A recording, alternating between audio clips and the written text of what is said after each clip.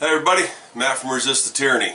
I want to talk about the truckers in D.C. today, the truckers' ride for the Constitution. Now, there's been a lot of people saying, "Where's the coverage for it?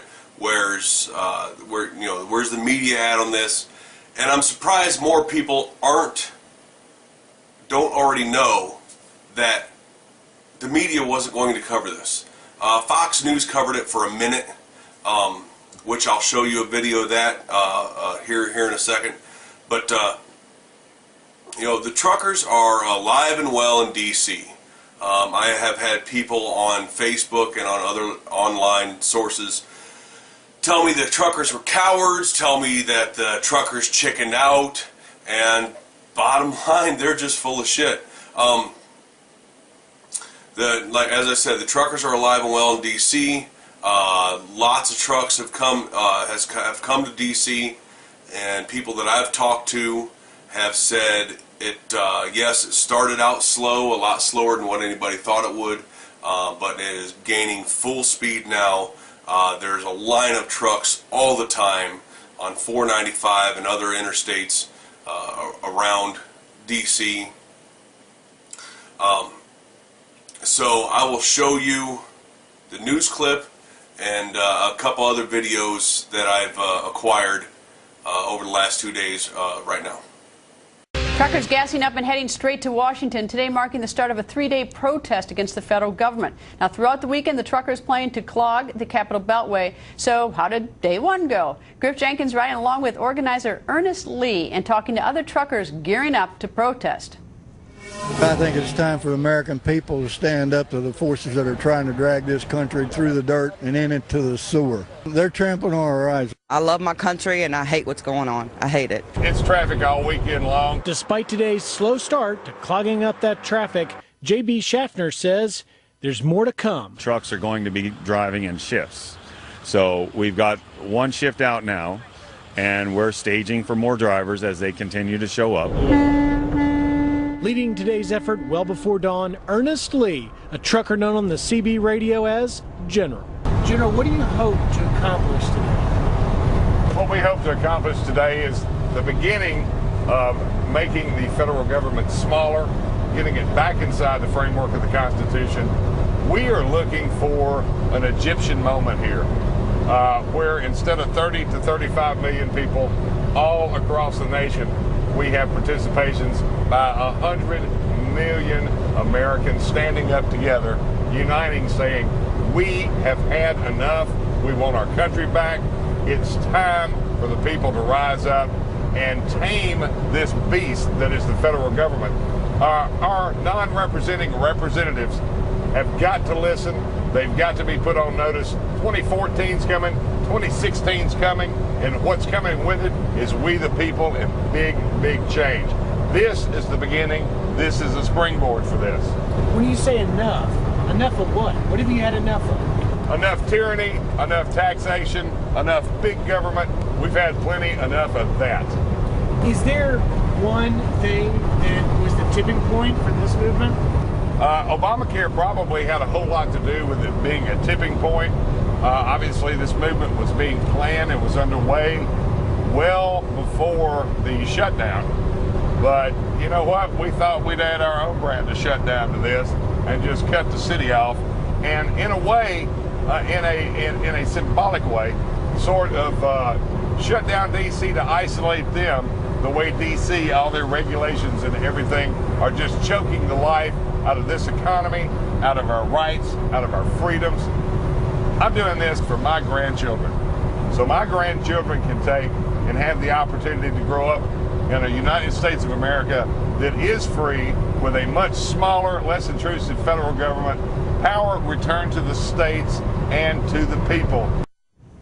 Turns out day one getting off to a very slow start. The rainy weather causing more traffic jams than the trucks. We're going to see if the weekend brings more truckers to Washington.